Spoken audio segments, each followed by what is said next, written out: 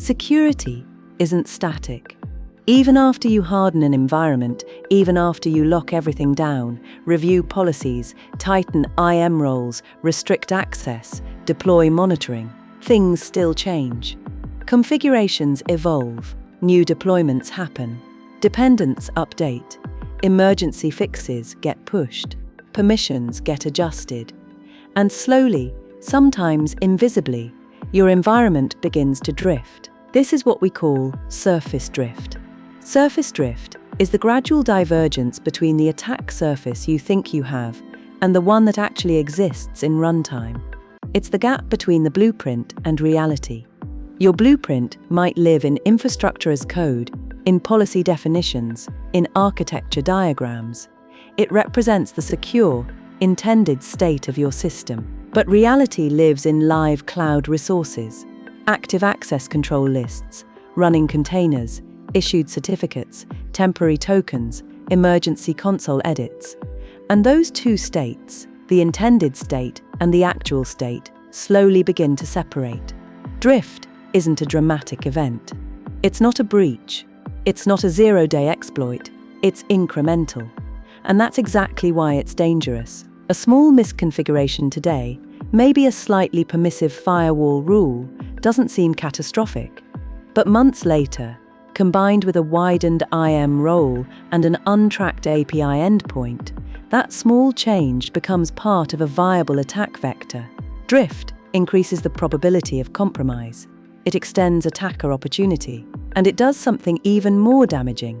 It destroys trust in your own visibility. When teams can't trust their inventory, when monitoring tools produce noise because environments don't match policy definitions, incident response slows down.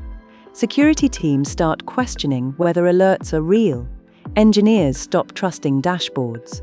Drift turns clarity into ambiguity, and ambiguity is where attackers thrive. So where does surface drift come from? Often, it starts with ad hoc changes. An engineer makes a direct console edit to fix an urgent issue. They intend to update the infrastructure code later, but later never comes. Now production no longer matches source control. Or automation pipelines create resources, but guardrails aren't enforced consistently. Maybe TTL policies don't apply everywhere. Maybe environment-specific overrides slowly diverge. Then there are third-party changes. Vendors update WESCOP behaviors. SaaS providers modify endpoints. Libraries introduce new callbacks.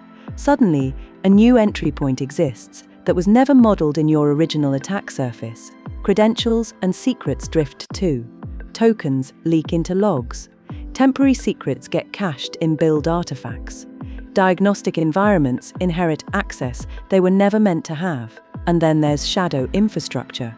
Teams spin up resources outside centralized workflows. They mean well, they move fast, but visibility is lost. Policy drift happens as well. Exceptions accumulate. Temporary allowances never get revoked. Policy as code lags behind real-world changes. None of these changes feel catastrophic individually, but drift compounds. Let's make this concrete. Imagine a developer opens a firewall rule for debugging. Just temporarily. They promise to revert it. The deployment happens. The rule stays open. Or your infrastructure template gets updated in Git. Secure, locked down.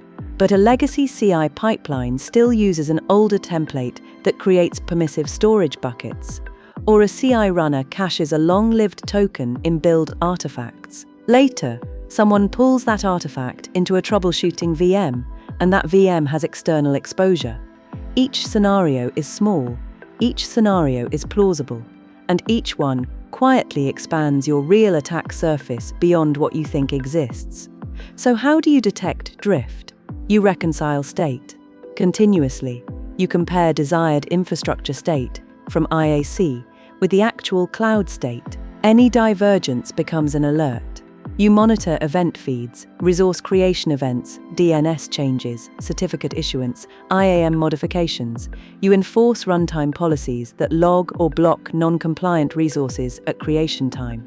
You scan repositories and build artifacts for leaked secrets. You audit ACLs, IAM policies, and open ports on a scheduled basis. The key is not relying on a quarterly scan to tell you what drifted 3 months ago. Drift detection must be continuous. But detection alone isn't enough. You have to prevent drift from accumulating in the first place.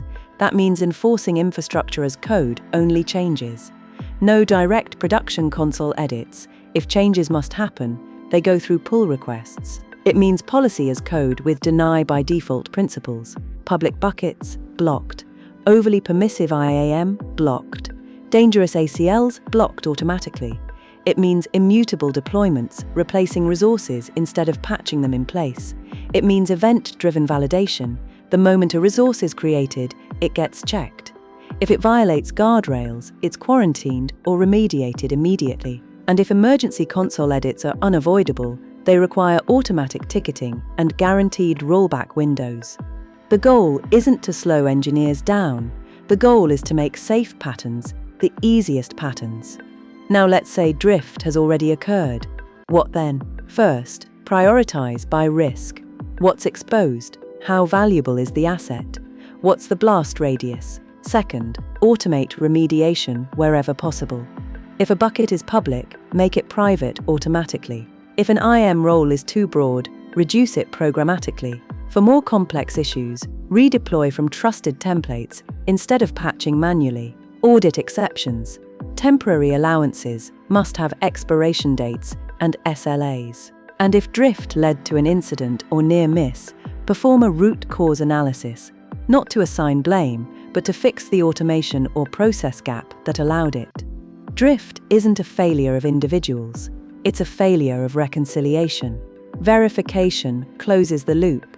Schedule continuous reconciliation. Run external black box scans. Conduct targeted red team tests that simulate console edits, temporary firewall openings, or secret leakage. Track metrics like mean time to detect drift and mean time to remediate it. The goal isn't perfection. The goal is reducing the window of divergence. And beyond tooling, there's culture. Every asset should have an owner. Every system should have a lifecycle plan. Secure templates should be easy to use. Engineers shouldn't feel forced into console edits because automation is too slow.